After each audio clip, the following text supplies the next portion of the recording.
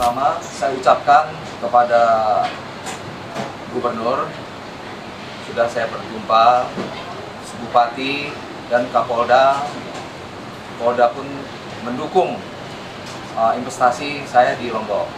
Tetapi ada gangguan tanah sudit itu ya sudah ingkrah dan pelakunya pun sudah dihukum 1 tahun 9 bulan 2023 masuk sebagai mafia tanah. Dia berulang lagi menggunakan suratnya itu lagi. Kedua, yang 1,7 ini kan dipagar. Sudah dipagar, rupanya dibongkar paksa oleh Sabnun dan membawalah orang-orang yang tidak dikenal seperti preman gitu yang dibawa pimpinan seorang pengacara oknum bernama ND. Coba jelaskan dia pengacara kita lebih jelasnya. Oke, ya terima kasih. Saya sebagai kuasa hukum dari klien kami dari Sudin.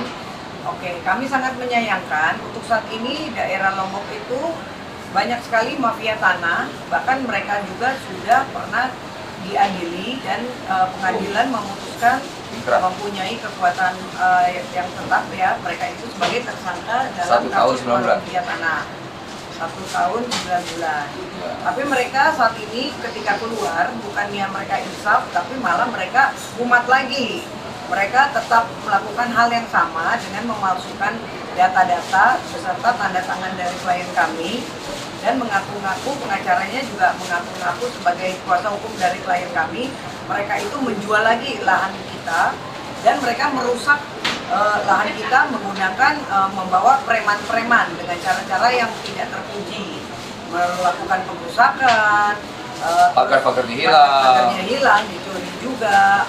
Bahkan pengacaranya tersebut yang bernama Nino ikut memerintahkan preman tersebut untuk melakukan pembongkaran lahan kami juga. Jadi ini menyusahkan kita semua. Iya, investor agak kecewa. Iya, dan para investor dari asing bahkan dari investor lokal juga mereka juga yang sudah berencana membangun hotel. Ya. Ini ditunda dulu jadi sampai begitu. Itulah kerugian yang fatal gitu. Ya, karena kan lahan ini kan luas sekali. Yang mereka kuasain aja 1,7 hektar. Yang 1,7 hektar ini atas nama Sudin. Ya. Belum lagi hanya 120 hektar. Itu pun diganggu. Termasuk satpam-satpam kita aja itu udah diancam, mau dibunuh, diapain segala macam.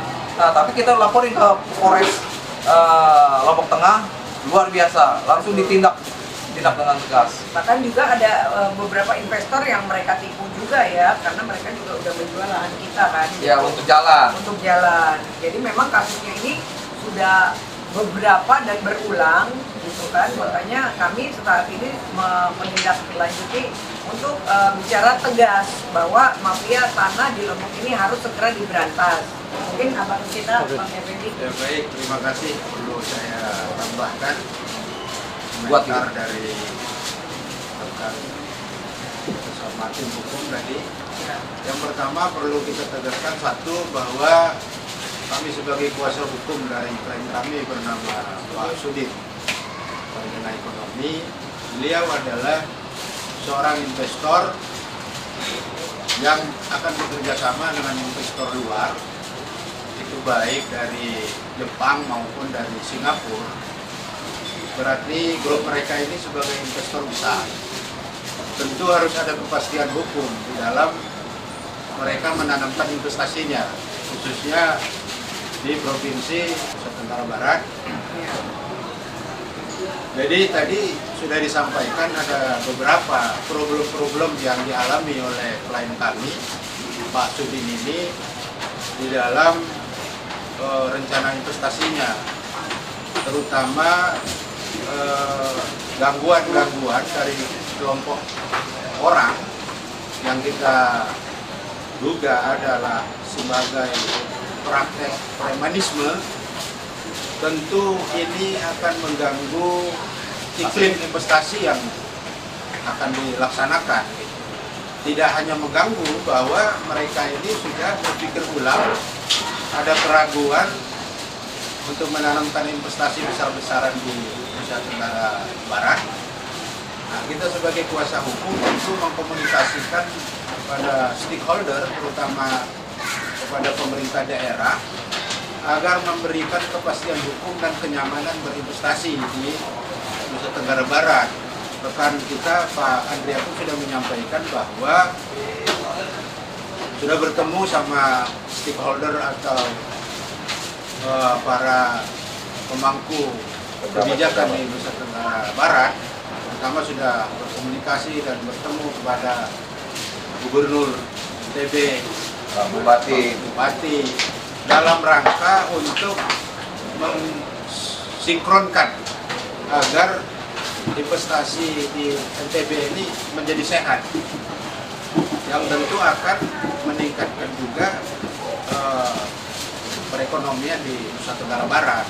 Maka kami berharap kepada aparat penegak hukum, khususnya Polri di NTB, untuk segera menertibkan dan menindak tegas perilaku-perilaku premanisme yang juga tidak hanya premanisme untuk apa yang bisa kita katakan mengandalkan otot, tapi premanisme yang juga intelektual juga masuk di dalam kelompok ini, yaitu sebagai seorang pengacara yang mestinya mencegah perbuatan-perbuatan yang melanggar hukum.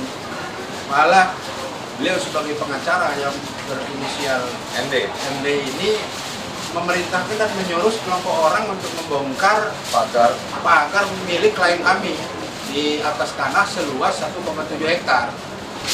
Jadi sekali lagi kami mohon kepada pihak kepolisian, karena proses hukum sudah berjalan, kita sudah membuat laporan atas pengerusakan dan pengakuan atau penyerobotan tanah. Tentu kami berharap agar proses ini diproses secara transparan, cepat, yang bisa menimbulkan kepercayaan kepada investor begitu. Kalau ada kepastian hukum dan tindakan-tindakan yang cepat. Sejalan dengan harapan kami, tentu juga adalah bagian daripada untuk mendukung dari program Presiden sendiri, bagaimana iklim investasi di Indonesia itu bisa menjadi sehat, yang bisa mendatangkan kepercayaan dari investor luar untuk menanamkan modalnya di Indonesia, untuk mempercepat pertumbuhan ekonomi kita. Apalagi Kapolda NTB, Irjen Pol Adi Gunawan telah mendapat penghargaan dari Menteri ATR BPN, penghargaan PINMAS. Penghargaan PINMAS itu adalah sebagai kualifikasi seorang penegak hukum yang concern terhadap pemberantasan mafia tanah. Nah, tentu predikat beliau yang sudah mendapat penghargaan tersebut agar tetap mendapat kepercayaan dari masyarakat, maka kami mohon segera ditindak dengan tegas para premanisme yang ada di Lombok Barat ini. Begitu barangkali harapan dari kami sebagai kuasa hukum untuk juga membantu iklim investasi yang sehat ini.